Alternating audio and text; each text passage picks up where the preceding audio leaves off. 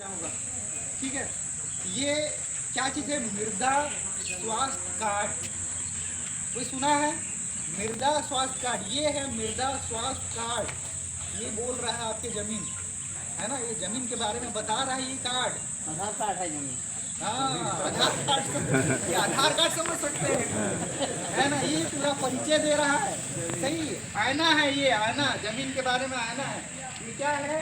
आईना है कि आप जहाँ का जमीन चेक करने के लिए दिए हैं ना, उसके बारे में पूरा चीज़ बता रहा है कि वो जमीन में कितना ह्यूमस है, मतलब पीएन रेशियो है, कितना पीएच है। देखिए पीएच, आप लोग जैसे पानी, पानी क्या है, उसका पीएच लगभग 7 रहता है, वो पीने के लिए उपयुक्त है।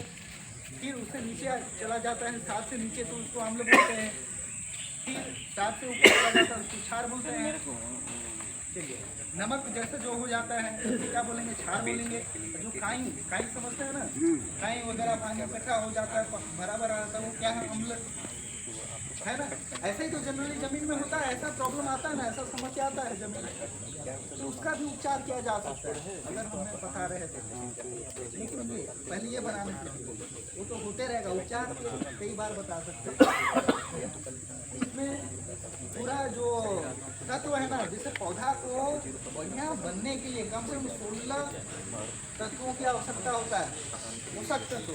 जैसे आप लोगों को बढ़िया वृद्धि करने के लिए संतुलित आहार चाहिए ना, खाना चाहिए, बढ़िया दाल चाहिए, बढ़िया सब्जी, तब तो तंदुरुस्त रहेंगे, है ना। दूध वगैरह पिएंगे, बढ़िया तंदुरुस्त, आपका फसल भी तो तंदुरुस्त चाहिए ना। ये सारा चीज़ होना चाहिए कि नहीं, बैलेंस, संतुलित, सब संतुलित करना चाहिए। तो ये क्या बताता है कि आपका जमीन में कितना पोषक तत्व है। मान के लिए आपके जमीन में बहुत अच्छा पोषक तत्व है, उर्वरक डालने की जरूरत नहीं है। अब जबरदस्ती उसमें उर्वरक डाल रहे हैं, अब जबरदस्ती खाना खिलाएंगे तो अनपच होगा कि नहीं? होगा कि नहीं?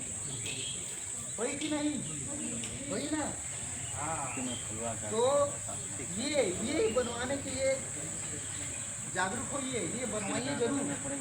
अब कैसे बनता है? ख्याल आया कि नहीं दिमाग में? किसके किसके दिमाग में आया ख्याल? आना चाहिए, इसलिए मैं पूछ रहा हूँ। किसके किसके दिमाग थोड़ा खुल रहा है ना। मैं क्या बोला, अपना जो मस्तिष्क है उसको ऐसा सोचने के लिए मजबूर करना है, आसपास की चीज़ों को देखना पड़ेगा, ऑब्जर्व करना पड़ेगा। ठीक है, तो अब मैं बताता हूँ कैसे बनेगा। वैसे बता दूँ कि ज़िला में एक सॉइल टेस्टिंग लैब भी है, ज़िला में सॉइल टेस्टिंग लैब भी है जो कि जसपुर में है। ठीक है, वो सॉइल टेस्टिंग का काम करता है और ये कार्ड बनाते हैं। वैसे ये 2015 से लागू है, ये वाला स्कीम केंद्र सरकार के द्वारा ये लागू हुआ था 2015 से। और कई राज्य में तो प्राइवेट कंपनी वाले सॉइल टेस्टिंग लैब खोल लिए हैं। मेरा एक दोस्त भी एमपी का, वो अभी सॉइल टेस्टिंग लैब डाला है। मतलब यहाँ अभी सरकारी वाला ही नहीं हो पा रहा है, लेकिन वहाँ पे प्राइवेट वाला स्टार्ट हो गया। मतलब सोचिए कि कितना ज़्यादा बाहर इसका महत्व है। देखिए सॉइल सैंपल कैसे लेंगे या मिट्टी का सैंपल कैसे लेंगे।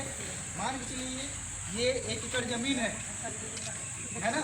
1 एकड़ ज़मीन में कम से 5 से 6 जगह का लेना होता है, क्योंकि हमको पूरे ज़मीन का क्या करना है, औसत निकालना है ना।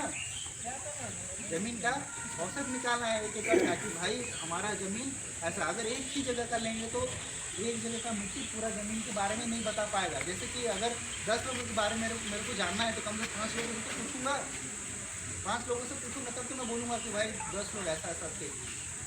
औसत में तो आ जाएगा 10 के बारे में, है ना। तो वैसा ही है, ज़मीन आपको 4 से 5 जगह का लेना है मिट्टी को।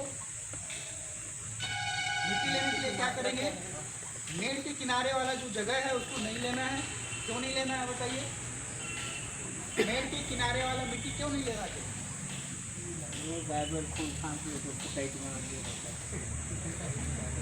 और भी चीज़ है, और अरे थोड़ा सा किनारे में पानी पड़ता है कि नहीं? जो पोषक तत्व है ना, वो जनरली क्या होता है, चारों ओर किनारे किनारे इकट्ठा होता है ना। किनारे किनारे इकट्ठा होता है, हम कुछ डालते हैं लोग, किनारे किनारे इकट्ठा होता है कि नहीं? वो पोषक तत्व है। अगर वो मिट्टी को ले जाएंगे तो गलत बता देगा, आप पूरा ज़मीन के बारे में करेंगे तो गड़बड़ हो जाएगा ना। फिर ये पेड़ के नीचे वाला जमीन को लेंगे तो क्या होगा? ये पेड़ में क्या रहता है? पत्ती। पत्ती भी तो हमारा जमीन को ठीक करता है, क्योंकि पत्ती सड़ता है और सड़ने के बाद में खाद बन जाता है। जानते हैं ना, इतना तो जानते हैं आप लोग। तो भाई वहाँ का जमीन लेंगे तो वो भी गलत रिपोर्ट बता देगा। तो ऐसा जमीन नहीं लेना है। और जो थोड़ा गीला वाला मिट्टी है उसको भी नहीं लेना है, गीला वाला मिट्टी नहीं लेना है, ठीक है। तो ऐसा खुला आसमान के नीचे वाला जमीन, खुला आसमान के नीचे वाला जमीन जो सूखा हो, ऐसा जमीन को लेना है। इतना समझ में आया? आ गया ना? मात्रा कितना हाँ बता रहा वैसे अच्छा है ऐसा क्वेश्चन जो पूछते हैं तो मजा आता है बताने में। हम लोग क्या है, बच्चों को जो पढ़ाते रहते हैं ना, तो मैं तो बहुत सारा प्रश्न पूछते रहता हूँ, क्योंकि मजा आता है ना। कोई प्रश्न पूछता है तो बताने में मजा आता है, एनर्जी आता है। आप लोग सब, हम लोगों की क्या है, एनर्जी है। आप लोग रिस्पॉन्स करेंगे तो हमें एनर्जी आएगा, आएगा कि नहीं? और वहीं पे सुस्त रहेंगे तो हम लोग को लगेगा अरे यार कोई रिस्पॉन्स नहीं करा, तो हम लोग भी टाइम पास करेंगे, है कि नहीं? हाँ चलिए, मात्रा क्या करेंगे? जमीन समझ में आ गया कैसा जमीन लेना है? उसको सबसे पहले ऊपर का जो घास है उसको क्या करेंगे? साफ करेंगे। साफ कर लीजिए बढ़िया से।